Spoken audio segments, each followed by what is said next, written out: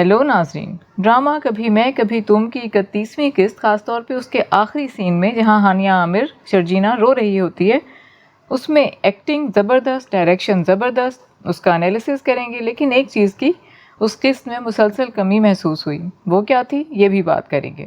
Welcome to کچھ گپ شپ کچھ ریویوز۔ ناظرین، دکھایا گیا کہ ہانیہ کی جب طبیعت خراب ہوتی ہے تو وہ 2 کالز کرتی ہے، ایک مصطفیٰ کو جو اٹینڈ نہیں ہو پاتی اور دوسری اپنی ڈاکٹر کو، اور ڈاکٹر سے بھی بات نہیں ہو پاتی، اور پھر وہ شدید طریقے سے رونا دھونا شروع ہو گئی۔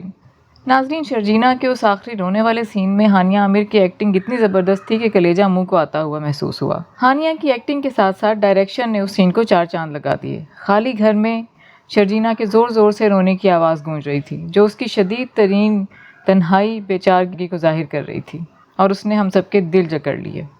ہم نے بہت سی ہالی ووڈ فلموں اور ڈراموں میں دیکھا ہے کہ جب کسی انسان کی جان پہ بنائے تو وہ سروائیول موڈ میں چلے جاتے ہیں اور پھر سر دھڑ کی بازی لگا دیتے ہیں اپنی جان بچانے کے لیے۔ شرجینا کو بھی ڈاکٹر بتا چکی تھی کہ اگر آپ ڈپریشن میں رہیں گی اور آپ کی طبیعت خراب ہوگی تو ماں بچے دونوں کی صحت کے لیے اور جان کے لیے خطرہ ہو سکتا ہے، کیونکہ آپ کا بلڈ پریشر شوٹ کر رہا ہے۔ ایسے میں ہمیں ایسا لگتا ہے کہ اسے مزید تگ و دو کرنی چاہیے تھی، جو کہ اس نے نہیں کی۔ وہ کیا کر سکتی تھی؟ شروع سے دکھایا گیا کہ ہانیہ اپنے گھر والوں سے کسی بھی قسم کی مدد لینے کو تیار نہیں تھی، نہ مصطفیٰ کے گھر والوں سے، وہ اس لیے کہ اسے لگتا تھا کہ اس طرح سے مصطفیٰ کی عزت نفس مجروح ہوگی۔ لیکن یہاں معاملہ عزت نفس کا نہیں تھا۔ شرجینا کو یہ خیال کیوں نہیں آیا کہ اگر اسے یا بچے کو کچھ ہو گیا تو مصطفیٰ، جسے وہ لوزر نہیں دیکھنا چاہتی، وہ تو تمام عمر کے لیے لوزر بن جائے گا۔ اگر وہ اپنی والدہ کو پریشان نہیں کرنا چاہتی تھی تو اپنے والد یا اپنی بہن سے بات کر سکتی تھی، انہیں کہتی کہ ایمبولینس لیتے آئیے، میری طبیعت ٹھیک نہیں، فوراً جانا ہے۔ اگر ان سے بات نہیں بھی کرنا تھی تو مصطفیٰ کی بہن سدرا سے بات کر سکتی تھی۔ اسے معلوم تھا کہ سدرا انہیں مجرم نہیں سمجھتی، اور وہ تو ان کی خیر خبر لینے بھی آئی تھی۔ اگر اسے یہ سب کچھ نہیں بھی کرنا تھا تو کم از کم ایمبولینس کو تو کال کر ہی لینا چاہیے تھی، اس امید پر کہ جب تک ایمبولینس آئے وہ ہوش میں ہو اور ہسپتال پہنچ سکے۔ ہونے کو تو یہ بھی ہو سکتا تھا کہ وہ ایمبولینس کو کال کرتے وقت آپریٹر سے کہتی کہ اگر میں دروازہ نہ کھول سکوں، میں بے ہوش ہو چکی ہوں، تو آپ ایمبولینس والوں سے کہیے گا کہ دروازہ توڑ کے مجھے کسی نہ کسی طرح نکال لیں۔